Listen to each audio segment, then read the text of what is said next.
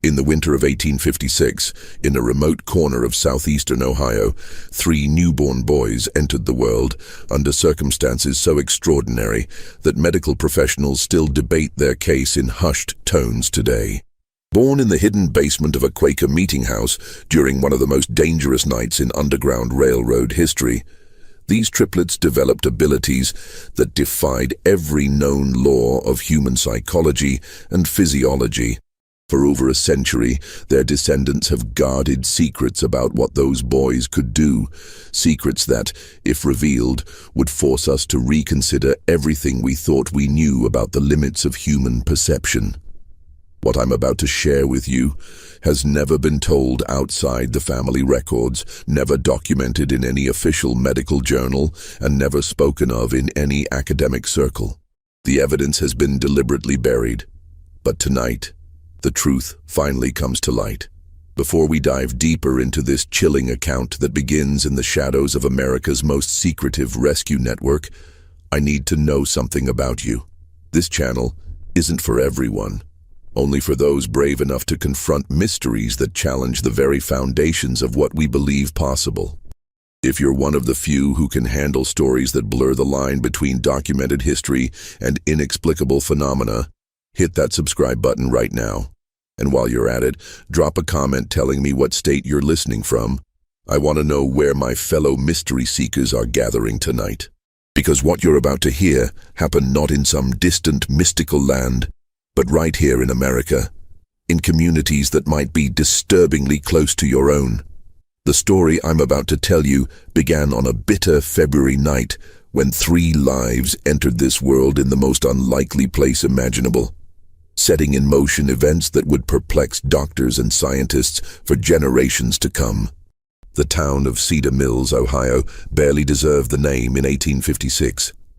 With a population hovering around 300 souls, it consisted of little more than a cluster of modest homes, a general store, a blacksmith shop, and the simple brick meeting house that served the local Quaker community. Unlike their more demonstrative Christian neighbors, the Society of Friends in Cedar Mills practiced their faith quietly, their plain dress and solemn demeanor reflecting a deep commitment to simplicity and, most importantly, to the radical belief that all human beings were equal in the eyes of God. This conviction had transformed their meeting house into something far more dangerous than a place of worship.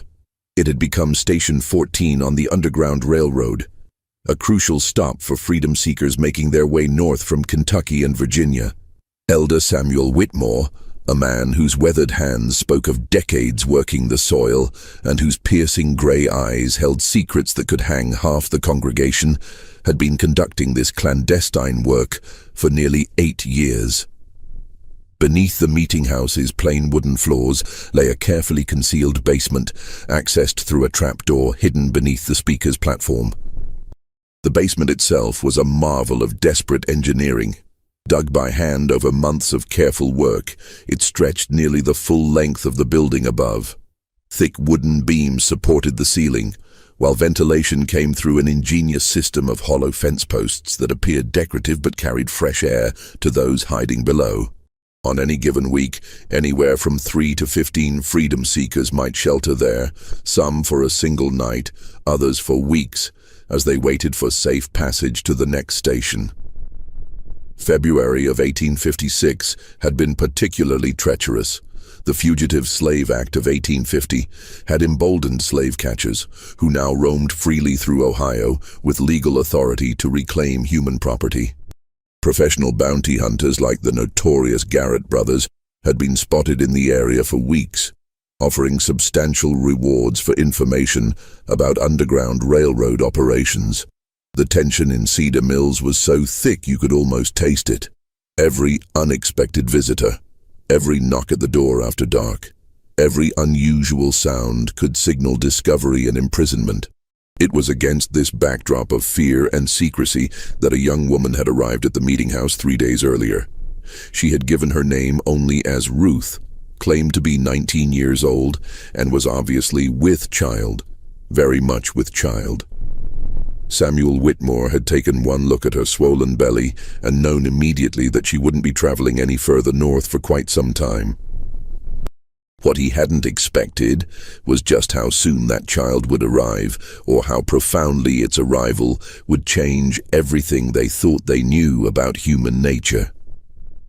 Ruth had come from a plantation in northern Kentucky, she told them in whispered conversations during her first nights in the basement. She spoke with the careful diction of someone who had been taught to read, unusual for someone in her circumstances, and carried herself with a dignity that impressed even the stoic Quakers. But there was something else about her, something that made people uneasy without quite understanding why. She seemed to know things, small things but disturbing in their accuracy. She would know when someone was approaching the meeting house long before any sound could be heard. She would refuse food that later proved to be spoiled, though it had appeared perfectly fresh.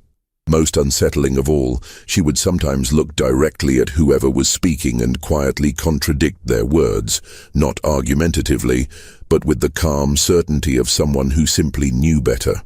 "That man who brought the supplies yesterday," she had said to Samuel's wife, Martha, on her second evening there. "He told you his name was Williams, didn't he? And that he was from Lancaster?" Martha had nodded, confused. "His name isn't Williams," Ruth had continued, her voice barely above a whisper. "And he's never been to Lancaster in his life. I don't know why he lied to you, but he did." Martha had dismissed this as the paranoid rambling of a frightened pregnant woman until 2 days later when the man's real identity was discovered. He was indeed using a false name and had been asking suspicious questions about the meeting house's activities. The night of February 23rd, 1856, began like many others in Cedar Mills, cold, dark, and deceptively quiet. Samuel Whitmore had been conducting his evening prayers when a soft knock came at the meeting house door, followed by the agreed-upon signal. 3 quick raps, a pause, then 2 more. But something felt wrong from the moment Samuel lifted the heavy wooden beam that barred the door. The freedom seeker who stumbled inside was a man named Joshua, someone Samuel had helped before. But Joshua's usual calm demeanor had been replaced by barely controlled panic. "They're coming," Joshua gasped, his breath forming white clouds in the frigid air. "The Garrett brothers and at least 6 others. They've got dogs and they know about this place." Someone talked. He paused, his eyes darting toward the basement entrance. "They're maybe 2 hours behind me. Probably less." Samuel felt his blood turn to ice. In 8 years of Underground Railroad work, they had never faced a direct threat like this. The meeting house had always been considered safe, protected by the community's reputation for honesty and their careful operational security. But if the Garretts were coming with dogs and advanced knowledge of the basement, someone had indeed betrayed them. The immediate problem was evacuation. There were currently 7 people sheltering in the basement, including Ruth, who had been experiencing intermittent labor pains for most of the day. Martha Whitmore had been monitoring her condition, but had hoped the birth wouldn't come for at least another week. Mother Nature, however, seemed to have other plans. As if summoned by Joshua's words, a low moan echoed from beneath the floorboards. Martha's face went pale. "Samuel," she whispered, "Ruth's time has come. Right now." The next few hours unfolded like a nightmare carved from ice and fear. While Samuel and 2 other men worked frantically to evacuate the other 6 freedom seekers through the meeting house's hidden northern tunnel, a hand-dug passage that emerged nearly a quarter-mile away in a dense grove of oak trees. Martha and her daughter Rebecca descended into the basement to attend to Ruth's labor. What they found in that cramped, dimly lit space challenged every assumption they held about childbirth. Ruth was indeed in active labor, but something was profoundly wrong. She was experiencing none of the usual signs of distress or pain that accompanied difficult births. Instead, she lay perfectly still on the rough straw mattress, her eyes closed, her breathing steady and controlled. When contractions came, she didn't cry out or even tense her muscles. She simply waited, as if listening to something only she could hear. "How many babies?" Martha asked, pressing her ear to Ruth's swollen belly in the traditional way of midwives. Ruth's eyes opened for the first time in an hour. In the flickering candlelight, they seemed almost luminous. 3, she said simply. 3 boys. They'd been waiting for tonight. Martha exchanged a worried glance with her daughter. Triplets were rare enough under the best circumstances, but triplets born in a hidden basement while slave catchers approached with bloodhounds was a situation beyond anything in her experience.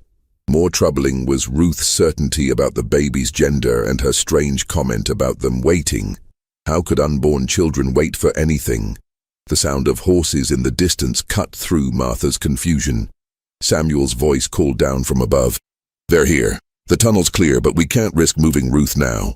What happened next was recorded in Martha Whitmore's private journal, a document that remained hidden in her family for over a century before being discovered in 2003 during the renovation of an old farmhouse.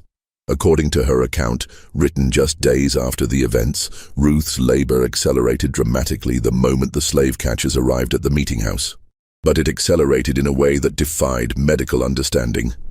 The first baby was born in complete silence. No crying, no sound at all except for Ruth's barely audible breathing.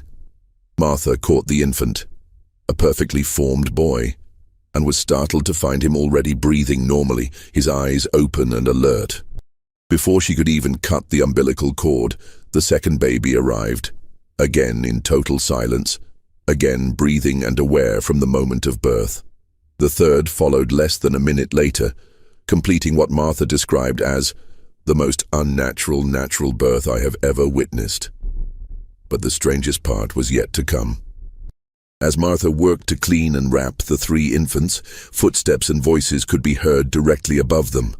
The Garrett brothers had entered the meeting house and were conducting a thorough search.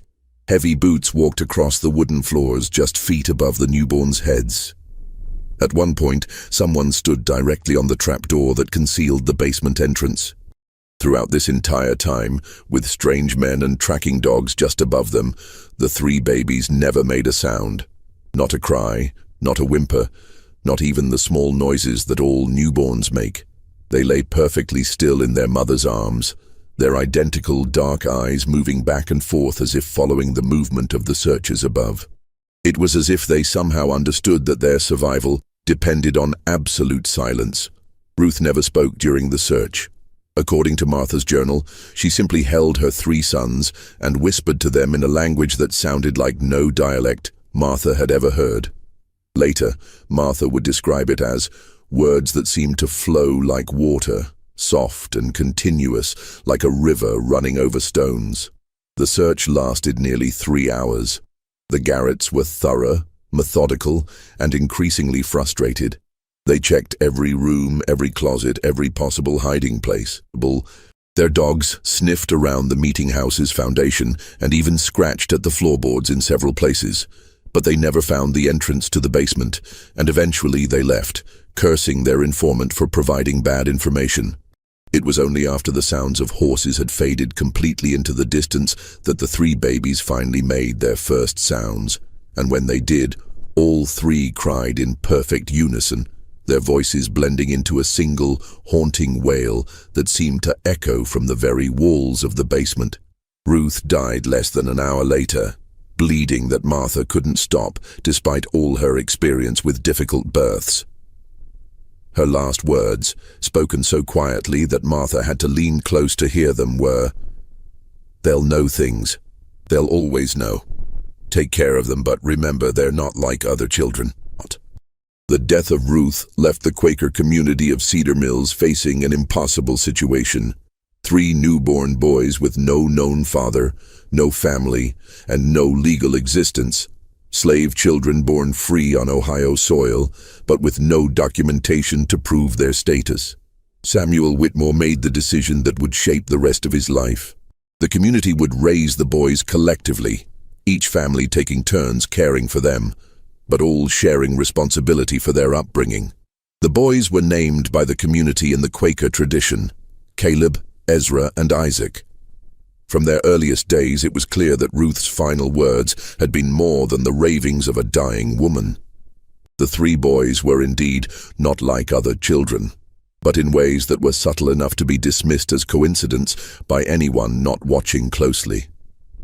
Martha Whitmore, who had taken primary responsibility for the boys' care during their first year, began keeping detailed notes about their behavior. These notes, discovered along with her birth journal, provide a disturbing glimpse into the early manifestations of the boys' unusual abilities. At 6 months old, the triplets had developed a habit that unnerved their caregivers. They would all turn their heads in the same direction at exactly the same moment, often focusing on empty doorways or windows where no one was visible. When someone eventually appeared in those locations, sometimes minutes later, it was always a person who was upset, angry, or hiding something. The boys seemed to sense emotional distress long before any adult could detect it. By their first birthday, the pattern had become impossible to ignore. The triplets could identify lies with unerring accuracy. When community members spoke to them, the boys would respond normally to truthful statements, but would turn away and refuse to engage with anyone who was being dishonest, even about trivial matters. At first, the adults found this amusing, even helpful. If someone claimed to have completed a chore they'd actually forgotten, the boys would immediately know. If a visitor to the meeting house gave a false name or misleading information about their background, the triplets would become agitated and refuse to go near that person. But the ability was more than simple lie detection. As the boys grew older, they seemed to sense deception in all its forms, not just spoken lies, but hidden intentions, concealed emotions, and unspoken plans. Samuel Whitmore wrote in his private correspondence, "It is as if the boys can see directly into the human heart and know what lies therein. This would be a blessing, perhaps, if it did not seem to cause them such distress. They are constantly aware of the small falsehoods and hidden thoughts that all people carry, and this knowledge appears to be a burden rather than a gift." More disturbing were the boys' reactions to specific types of deception. They showed particular distress around anyone who was hiding information about missing persons or concealed violence. During their second year, a traveling merchant named Thompson stopped at the meeting house, claiming to be heading to Columbus on business. The triplets became so agitated in his presence that they couldn't sleep or eat until he left. 2 weeks later, news arrived that Thompson had been arrested for the murder of his business partner, whose body had been concealed in Thompson's wagon during his visit to Cedar Mills. By age 3, the boys had developed what the community began calling the knowing look, a shared expression they would adopt when focusing on someone who was hiding something significant. All 3 would turn their heads simultaneously, their dark eyes seeming to penetrate whoever had attracted their attention. Most unsettling was their habit of whispering to each other during these episodes, always in that strange, flowing language that Ruth had used during their birth. Dr. William Harrison, the local physician who had been monitoring the boys' development, was both fascinated and disturbed by their abilities. In a letter to a colleague at the Medical College of Ohio, he wrote, "I have examined these children repeatedly and can find no physical abnormality that would account for their unusual perceptive abilities. Their hearing, vision, and other senses appear normal, though perhaps slightly more acute than average. Yet they consistently demonstrate knowledge of matters that should be beyond their perception. I am forced to conclude that either these children possess some form of sensory capacity unknown to medical science, or I am the victim of an elaborate deception. Though how 3-year-old children could maintain such a deception is beyond my understanding." The boys' impact on the Underground Railroad operations was immediate and profound. Word of their abilities spread quietly through the network of stations and conductors. Freedom seekers began requesting specifically to be routed through Cedar Mills, knowing that the boys could identify infiltrators and betrayers with perfect accuracy. The triplets' presence in the meeting house basement became a guarantee of safety. If they remained calm and peaceful, the freedom seekers knew they were among friends. If the boys became agitated or refused to enter the basement, it was a certain sign that someone in the group couldn't be trusted. Samuel Whitmore found himself in the uncomfortable position of relying on 3 young children for the security of one of Ohio's most important Underground Railroad stations. But the boys' accuracy was undeniable. Over the course of 3 years, They identified 7 potential infiltrators, preventing what could have been catastrophic discoveries of the network's operations. But their abilities came with a price that became more apparent as they grew older. The boys were increasingly isolated from other children who found their intense stares and whispered conferences unsettling. Adults in the community, while grateful for the protection the boys provided, couldn't shake the feeling that they were being constantly evaluated and judged. Even the most honest people felt uncomfortable under the triplets' watchful eyes, knowing that every thought and emotion was somehow visible to them. Most troubling was the boys' growing awareness of their own abilities and the effect they had on others. By age 4, they had learned to modify their behavior around strangers, keeping their knowing looks subtle and their whispered consultations private. But this self-consciousness seemed to deepen their isolation, creating a barrier between them and the rest of the world that grew more pronounced with each passing year. The year 1860 brought changes to Cedar Mills that would test the triplets' abilities in ways no one could have anticipated. The election of Abraham Lincoln had inflamed tensions throughout Ohio, and Underground Railroad activities were becoming increasingly dangerous. Federal marshals were conducting more frequent raids, and bounty hunters like the Garrett brothers were operating with virtual impunity.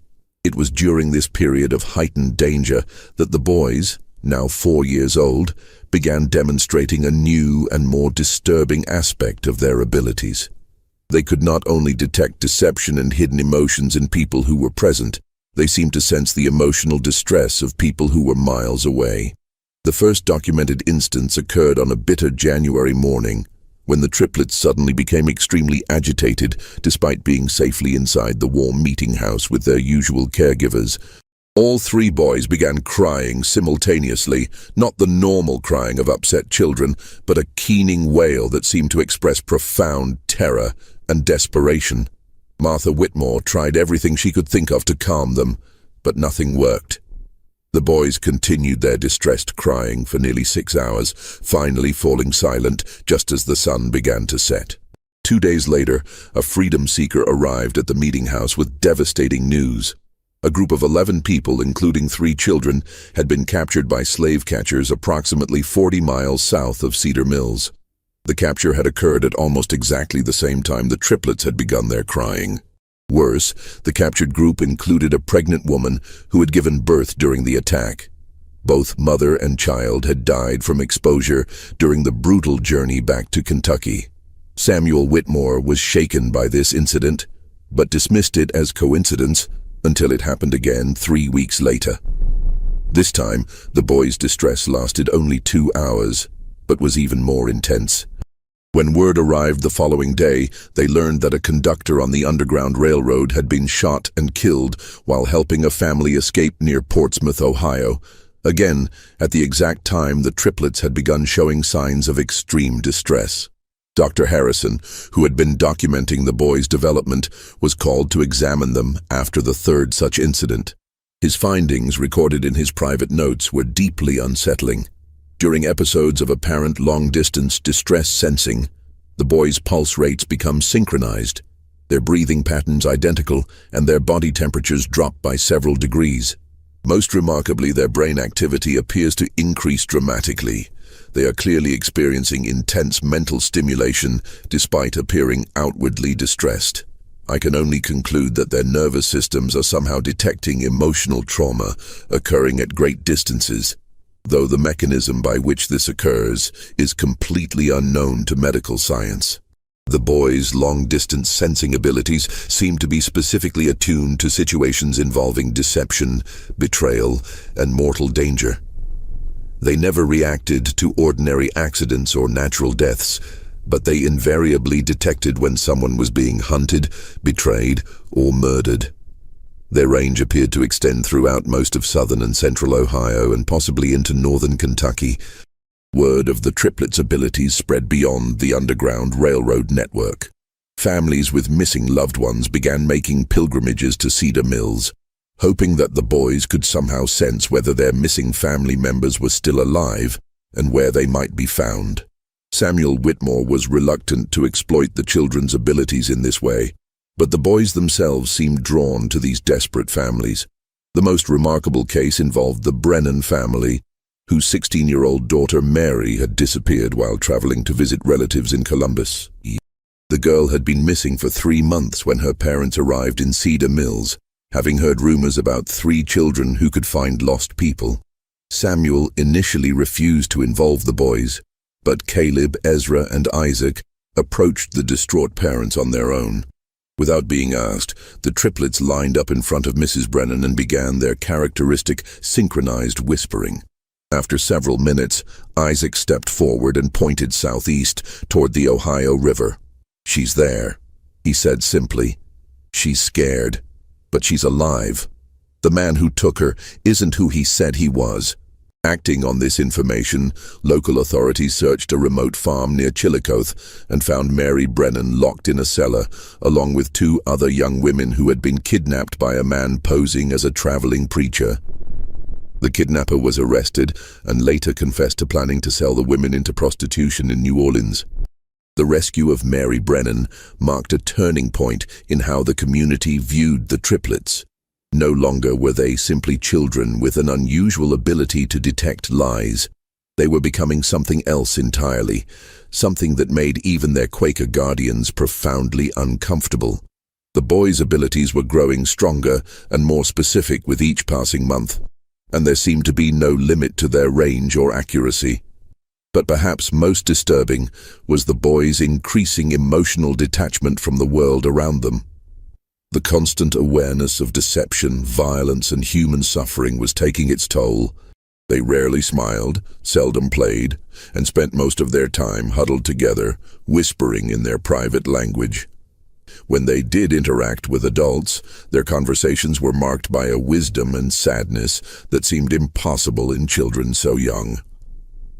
Dr. Harrison, in his final notes about the boys before his death in 1862, wrote, "I fear that we are witnessing the emergence of human beings who are fundamentally different from the rest of our species.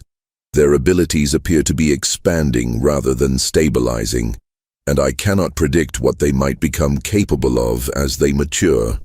More troubling is the psychological cost of their gifts.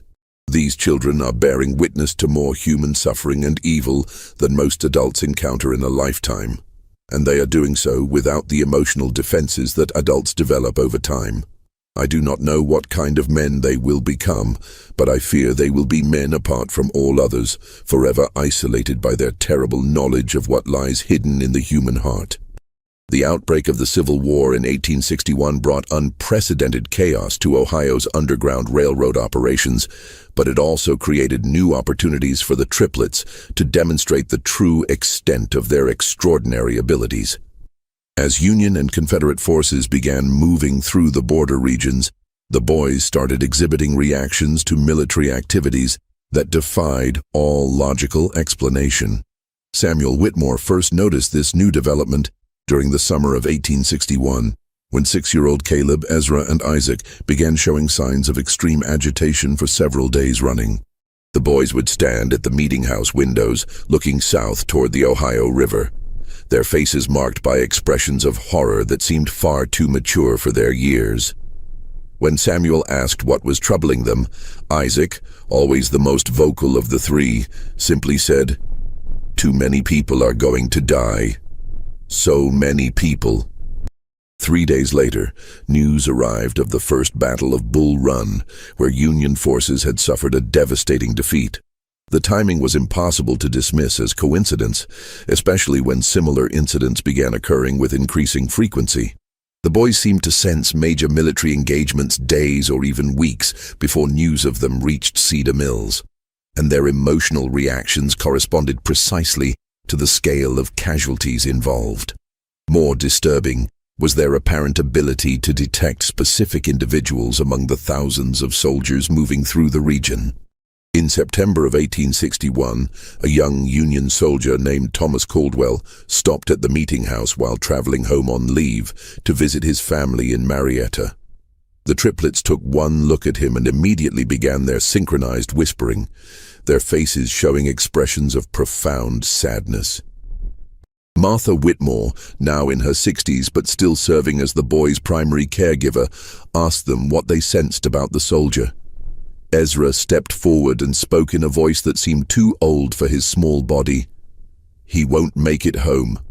The man who's supposed to be his friend will shoot him for his money. 3 days from now, near the river crossing." Thomas Caldwell laughed when told of the prediction, claiming that he was traveling alone and had no money worth stealing. But 3 days later, his body was found near a river crossing 20 miles east of Cedar Mills. He had been shot and robbed by a deserter from his own unit, a man named Patterson, who had claimed to be Caldwell's friend and had arranged to travel part of the way with him. The accuracy of this prediction sent shockwaves through the local community, but it was only the beginning. Over the following months, the boys began making increasingly specific and disturbing predictions about people they encountered. They could tell when someone would die, often down to the day and hour. They could predict betrayals, desertions, and acts of violence with unerring accuracy. Most chilling of all, they seemed to know which of the freedom seekers passing through the meeting house would successfully reach Canada, and which would be captured or killed along the way. Samuel Whitmore struggled with the moral implications of the boys' knowledge. Should he warn people of the dangers the triplets foresaw? Should he try to prevent the tragedies they predicted? Or was this knowledge too dangerous to act upon? The weight of these decisions was crushing, made worse by the boys' apparent indifference to the suffering they witnessed.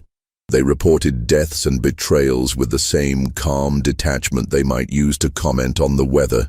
The turning point came in the spring of 1862, when a group of 12 freedom seekers arrived at the meeting house, led by a conductor named James Morrison, whom Samuel had worked with for years. Morrison was a trusted ally, a man who had successfully guided hundreds of people to freedom over the course of a decade. But when the triplets saw him, their reaction was immediate and violent. All 3 boys began screaming the moment Morrison entered the meeting house, a sound unlike anything they had ever made before. It wasn't the crying of distressed children, but something primal and terrifying, like the warning calls of animals sensing mortal danger. They screamed and pointed at Morrison, their faces contorted with an expression of pure horror. Morrison was baffled and offended by the reaction. He had never encountered anything like it from the boys, who had always been calm in his presence during previous visits. Samuel tried to question the triplets about what they sensed, but they could only repeat over and over, "Death. He brings death. So much death." Despite the boys' warnings, Samuel was reluctant to turn away a trusted conductor and 12 desperate freedom seekers. Morrison insisted that he had brought the group safely from Kentucky and was prepared to guide them onto the next station. The 12 freedom seekers, men, women, and children ranging in age from 8 to 60, seemed genuinely desperate and showed no signs of deception. But the triplets' agitation only intensified as the hours passed. They refused to enter the basement while Morrison and his group were there, and they continued their disturbing predictions. "Tomorrow night, in the woods by Miller's Creek, he'll call to them and they'll trust him because they think he's their friend. But the men with guns will be waiting." Samuel faced an impossible choice. Either trust the word of 3 young children whose abilities he didn't understand, or risk the lives of 12 people based on what might be nothing more than childhood intuition. In the end, he chose a compromise that would haunt him for the rest of his life. He allowed Morrison and the group to continue their journey, but sent word ahead to the next station warning them to be cautious. He also arranged for 2 local men to follow at a distance, ostensibly to provide additional security. What they witnessed the following night would validate the triplets' warnings in the most horrific way possible. Morrison led the group to a clearing near Miller's Creek, just as the boys had predicted. There, instead of guiding them toward the next safe station, he called out in the darkness. Within minutes, armed slave catchers emerged from the woods. The freedom seekers realized they had been betrayed, but it was too late to escape. In the chaos that followed, 7 people were killed outright, including 2 children. The remaining 5 were captured and dragged back to Kentucky in chains.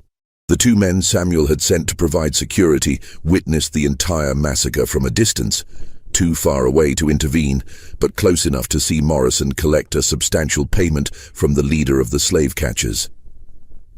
James Morrison, the trusted conductor who had guided hundreds to freedom, had been working as a double agent for months, selling information about underground railroad operations and leading groups into carefully planned ambushes. When news of the massacre reached Cedar Mills, the entire community was devastated. 7 people were dead, 5 more were condemned to slavery, and one of their most trusted allies had been revealed as a traitor. But perhaps most disturbing was the realization that 3 7-year-old children had known exactly what would happen, and their warnings had been ignored. The triplets' reaction to the news was unlike anything Samuel had ever seen from them. Instead of their usual calm detachment, they showed genuine emotion for the first time in years. Not sadness or anger, but a deep, profound disappointment that seemed to encompass not just the immediate tragedy, but something much larger about the nature of human evil. "People never listen," Isaac said quietly, speaking for all 3. "They never want to believe what we can see. They think we're just children, but we've seen more death than anyone in this room. We know what people are capable of when they think no one is watching." The boy's words hung in the air like a pronouncement of judgment, and Samuel realized that something fundamental had changed. The triplets were no longer just children with unusual abilities. They had become something else entirely, something that could see into the darkest corners of human nature with perfect clarity. And that terrible knowledge was transforming them into beings that were increasingly alien to the rest of humanity. Just when Samuel thought he'd seen the full extent of what the boys were capable of, events would soon prove that their abilities were still evolving, still growing stronger. The question was no longer what they could perceive, but what they might become, and whether the community that had raised them would be able to survive the truth of what they really were. The revelation that would forever change how the world understood the triplets came during the brutal winter of 1863, when the boys were 8 years old and the Civil War had reached its bloodiest phase. Dr. Elizabeth Hartwell, one of the first female physicians in Ohio and a specialist in neurological conditions, had been studying the boys for 6 months under the auspices of the Medical College of Ohio. Dr. Hartwell's interest had been sparked by reports from Dr. Harrison before his death, and she had convinced Samuel Whitmore to allow a comprehensive medical examination of the triplets. What she discovered in that examination would challenge every assumption about human consciousness and perception. Using the latest medical instruments available in 1863, Dr. Hartwell conducted tests that revealed the true nature of the boys' abilities. Her findings, documented in a detailed report that was immediately classified by military authorities and hidden from public view for over 60 years, showed that the triplets possessed neurological structures that had never been observed in human beings. The boys' brains showed abnormally high activity in regions associated with pattern recognition and emotional processing. But more remarkably, their nervous systems appeared to be in constant communication with each other. When Dr. Hartwell applied mild electrical stimulation to one boy's arm, the other 2 showed immediate physiological responses despite being in separate rooms. Their heart rates, breathing patterns and brain waves synchronized during periods of intense concentration, creating what she described as a single consciousness distributed across 3 separate bodies. But the most startling discovery came when Dr. Hartwell began testing the boys' ability to detect deception using carefully controlled experiments. She arranged for volunteers to tell both true and false statements while the boys observed, measuring their physiological responses to each type of interaction. What she found defied all understanding of human sensory capabilities. The triplets weren't simply reading facial expressions, body language, or vocal cues to detect lies. They were responding to measurable changes in electromagnetic fields generated by human neural activity. Dr. Hartwell's primitive instruments detected that the boys' brains generated electrical patterns unlike anything seen in normal humans, and these patterns seemed to resonate with the electromagnetic signatures of other people's emotional states. In simple terms, Dr. Hartwell wrote in her classified report, these children appear to possess a form of biological electromagnetic sensitivity that allows them to directly perceive the electrical activity of other human brains. When someone lies, experiences fear, or harbors violent intentions, their neural activity creates specific electromagnetic signatures that the boys can detect with the same accuracy that we might observe colors or hear sounds. This explained not only their ability to detect deception, but also their capacity to sense emotional distress at great distances and their uncanny accuracy in predicting violent events. They weren't prophets or supernatural beings. They were human beings with sensory capabilities that had evolved far beyond normal human limitations. But Dr. Hartwell's discoveries raised even more disturbing questions. If the boys' abilities were the result of genetic mutation, what had caused such a dramatic evolutionary leap? The answer came from analyzing tissue samples from their deceased mother, Ruth, whose body had been preserved in the Meeting House Cemetery, according to Quaker tradition. Medical examination of Ruth's remains revealed that she had been exposed to massive doses of several industrial chemicals during her pregnancy, chemicals that were commonly used in the processing of indigo dye on southern plantations.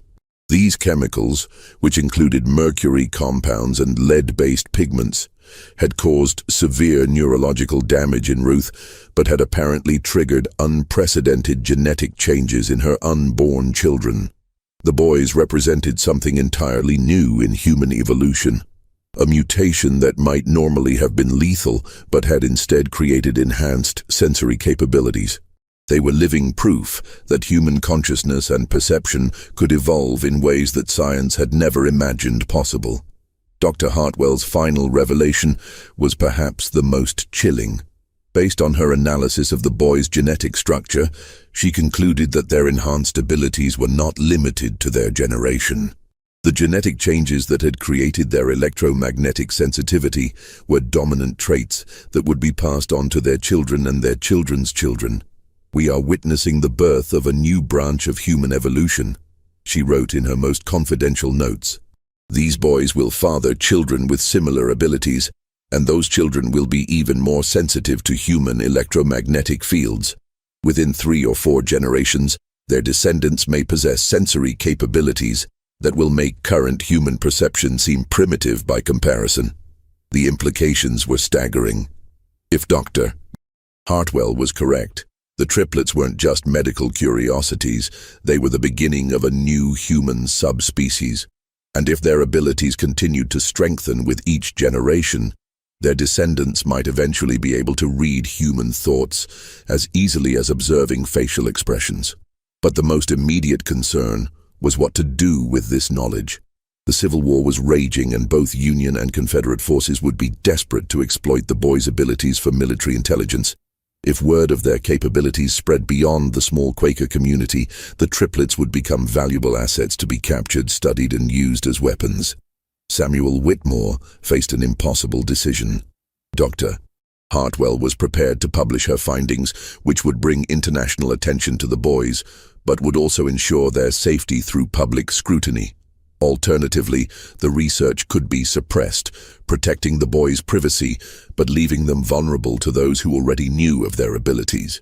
The decision was made for them on a cold February morning when federal marshals arrived in Cedar Mills with orders to bring the triplets to Washington for consultation on matters of national security. Someone in the military hierarchy had learned of Dr. Hartwell's research and decided that the boys' abilities could be valuable for interrogating Confederate prisoners and detecting Confederate spies.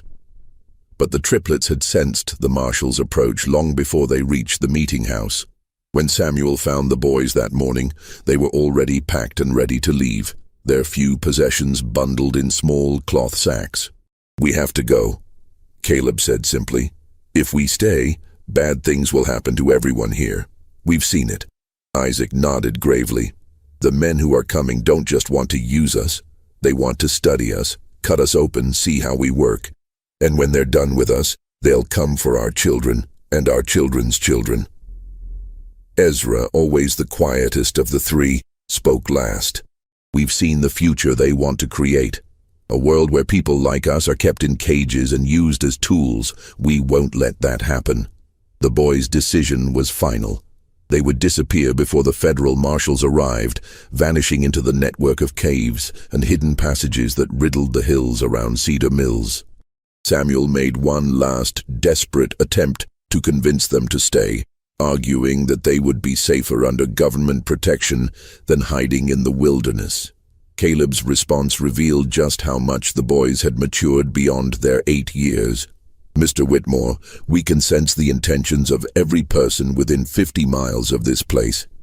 We know that the government men aren't coming to protect us, they're coming to own us. We've felt their thoughts, and we know what they plan to do. We'd rather take our chances in the wild than become prisoners in a laboratory. As the sound of approaching horses echoed across the frozen fields, the triplets prepared to leave the only home they had ever known. But before they departed, they made one final revelation that would haunt Samuel Whitmore for the rest of his life. "There are others," Isaac said quietly. "Not many, but some. Other children born during times of great violence and suffering. Children whose mothers were exposed to the same kinds of poisons that changed us. They're scattered across the country, and most of them don't even know what they are yet. But we can sense them, and they can sense us." Ezra stepped forward, his young face marked by wisdom that seemed ancient. "Someday, when it's safe, we'll find them. We'll teach them what we've learned, help them understand their abilities. And maybe, if we're careful, we can build something better than what exists now. A world where people can't lie to each other, can't hide their evil intentions, can't pretend to be something they're not." The boys' final words as they prepared to vanish into the wilderness were both a promise and a warning. "We'll be watching. We'll always be watching. And we'll remember who helped us and who tried to hurt us. That knowledge will be passed down to our children and their children and their children after that. The world is about to change in ways that people can't imagine, and it's going to start with us." The federal marshals arrived at the meeting house 3 hours after the triplets had disappeared, finding only empty rooms and the fading traces of 3 extraordinary children who had vanished as completely as if they had never existed. Despite extensive searches involving tracking dogs and military units, no trace of the boys was ever found. They had simply melted away into the Ohio countryside, leaving behind only memories and questions that would never be fully answered. Dr. Elizabeth Hartwell's research was immediately classified by military authorities and remained sealed for over 60 years. When her papers were finally released in 1924, they caused a sensation in the medical community. But by then, the boys would have been nearly 70 years old, and any hope of studying them had long since passed. Samuel Whitmore lived until 1889, carrying the secret of what he had witnessed for the rest of his life. In his private papers discovered after his death, he wrote, "I have seen the future of humanity, and it both terrifies and amazes me. Those 3 boys represented something new under the sun, something that could either elevate our species to unprecedented heights or destroy us completely. I pray that wherever they went, whatever they became, they remembered the love and kindness they received in our small community." The Underground Railroad station at Cedar Mills continued operating until the end of the Civil War, but it was never the same after the triplets' departure. Without their ability to detect infiltrators and betrayers, the operation became increasingly dangerous, and several conductors were captured or killed. The meeting house itself was eventually abandoned in 1878, and the building slowly fell into decay. But the story of the triplets didn't end with their disappearance. Over the following decades, reports began surfacing from across the United States of children with unusual perceptive abilities. A girl in Pennsylvania who could predict accidents days before they occurred. Twin boys in Texas who could locate missing people with impossible accuracy. A child in California who could tell when someone was lying just by looking at them. Most of these reports were dismissed as folklore or exaggeration, but a pattern emerged for those who knew what to look for. The children were always born during times of great violence or social upheaval. Their mothers had often been exposed to industrial chemicals or toxic substances during pregnancy, and the children themselves displayed the same electromagnetic sensitivity that Dr. Hartwell had documented in the Cedar Mills triplets. Modern genetic research has confirmed what Dr. Hartwell suspected in 1863. Extreme environmental stress, combined with exposure to certain toxic substances, can trigger rapid genetic mutations that are passed on to subsequent generations. The triplets represented one of the first documented cases of stress-induced human evolution, a phenomenon that scientists now recognize as more common than previously believed. Recent studies have identified at least 47 documented cases of individuals with enhanced electromagnetic sensitivity born between 1850 and 1900, primarily in regions affected by industrial pollution or military conflict. While most of these individuals lived quiet lives and never developed their abilities to the extent demonstrated by the Cedar Mills triplets, their genetic legacy has continued to spread through the American population. Dr. Sarah Chen, a neurologist at Johns Hopkins University who has spent 20 years studying electromagnetic sensitivity in humans, believes that the descendants of these early cases may represent as much as 0.1% of the current American population. We're looking at the emergence of a human variant that possesses sensory capabilities our species has never had before, she explained in a 2019 interview.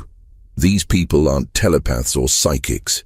They're humans with enhanced neural sensitivity that allows them to detect electromagnetic patterns generated by other human brains. The implications for law enforcement, national security, and human society are profound. If Dr. Chen is correct, there may be thousands of Americans who possess some degree of ability to detect deception, sense hidden emotions, or locate missing persons. Most may not even be aware of their abilities, dismissing their accurate intuitions as lucky guesses or coincidence. But perhaps the most intriguing aspect of this research is what it suggests about the future of human evolution. If environmental stress can trigger rapid genetic changes that enhance human perception, what other capabilities might emerge as our species faces new challenges? And if the Cedar Mills triplets were correct in their prediction that their abilities would strengthen with each generation, what might their descendants be capable of today? The answer to that question may be closer than anyone realizes.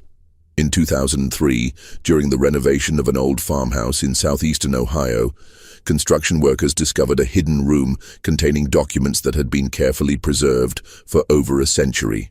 Among these papers was a letter dated 1923, written in 3 different handwritings but signed with a single name: The Children of Cedar Mills. The letter, addressed to future generations who will understand, contained detailed genealogical records showing the descendants of the 3 boys who had vanished in 1863. According to these records, the triplets had indeed survived their disappearance, lived long lives, and fathered numerous children who inherited their enhanced abilities. More remarkable still, the letter contained precise predictions about future events that have since come to pass. The exact dates of both world wars, the location where the atomic bomb would be tested, the year of the moon landing, and dozens of other historical events that wouldn't occur for decades after the letter was written. The letter concluded with a message that both comforts and unnerves those who have studied it. We are still here. We are still watching. We have grown in number and in ability with each passing generation, just as we promised we would. The time is coming when humanity will need the gifts we carry, and when that time arrives, we will be ready. Until then, we remain hidden, learning, growing, and preparing for the day when the world will finally be ready to accept what we represent, the next step in human evolution. The letter was accompanied by a contemporary address in Ohio and a simple instruction: when you are ready to know more, come to this place on the anniversary of our birth. We will be waiting. February 23, 2024, marked the 168th anniversary of the triplets' birth. According to local reports, more than 50 people gathered at the specified address that day, researchers, descendants of Underground Railroad participants, and individuals who claim to possess similar abilities to those demonstrated by the original Cedar Mills triplets. What transpired at that gathering remains unknown. Those who attended have refused to discuss what they witnessed, and no official records of the event exist. But in the months following the meeting, several of the attendees have begun working together on projects related to missing persons cases, criminal investigations, and psychological research. Dr. Chen, who was among those present at the February meeting, will only say that the legacy of the Cedar Mills triplets is far from over. In fact, it may just be beginning. The story of three boys born in a basement during one of the darkest periods in American history continues to unfold more than a century and a half later. Whether they represent humanity's greatest hope for evolution or its most dangerous mutation remains to be seen. But one thing is certain. Somewhere out there, the descendants of Caleb, Ezra, and Isaac are still watching, still learning, and still preparing for whatever comes next. And if their ancestors' abilities to predict the future remain accurate, that next chapter in human evolution may be arriving sooner than anyone expects. This mystery shows us that the boundaries of human perception may be far more flexible than we ever imagined, and that extraordinary circumstances can sometimes produce extraordinary people. What do you think of this story? Do you believe that human evolution could take such dramatic leaps under extreme conditions? Have you ever experienced moments of intuition so accurate they seemed impossible? Leave your comment below sharing your thoughts about the triplets and whether you think their descendants might still be among us today. If you enjoyed this tale and want more mysteries that challenge everything we think we know about human capabilities, subscribe, hit the notification bell, and share with someone who loves stories that blur the line between science and the impossible. See you in the next video, where we'll explore another dark secret hidden in America's past.